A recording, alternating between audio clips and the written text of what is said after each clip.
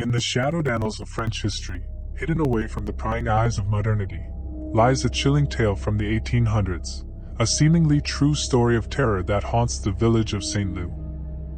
It was a time when superstitions ran deep, and the line between myth and reality blurred with every passing night. Saint-Loup was a remote, isolated hamlet nestled deep within the dense forests of the French countryside.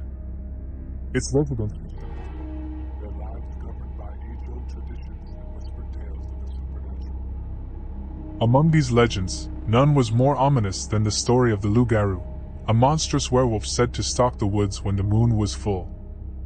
The night of terror began like any other in Saint-Loup, with the crescent moon casting eerie silhouettes among the trees.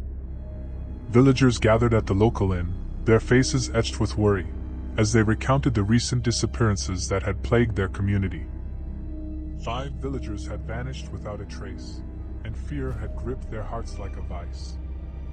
Among the missing was Jean-Claude, a respected woodsman known for his unwavering courage.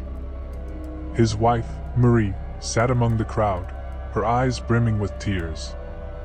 She recounted the horrifying tale of the last night she had seen her husband. He left with his axe, swearing to rid our village of the Loup-Garou once and for all. But he never returned. All we found was his blood-stained clothes and the smell of death in the air. As the night wore on, the villagers shared stories of the beast they had glimpsed in the dark. Some spoke of a hulking shadow, half man, half beast, with yellowed fangs and eyes that gleamed with malevolence. Others claimed to have heard its mournful howls echoing through the forest, sending shivers down their spines. Desperation and fear led the villagers to hatch a plan. Armed with torches, pitchforks, and silver amulets passed down through generations, they set out into the forbidding woods, determined to confront the creature that had torn their community apart. Their search took them deeper into the heart of the forest, where the moon's light struggled to penetrate the thick canopy of ancient trees.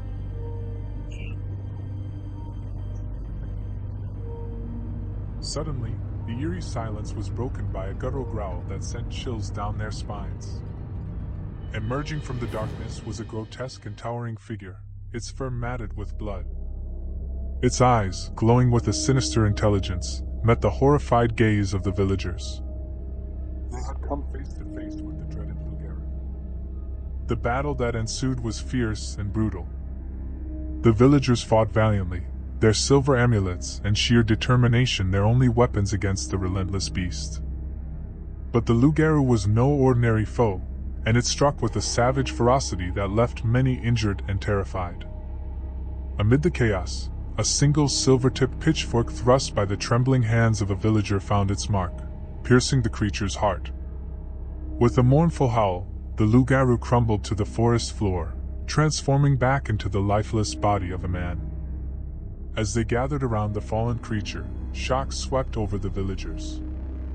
It was Jean-Claude, their beloved woodsman, who had become the very monster they sought to destroy.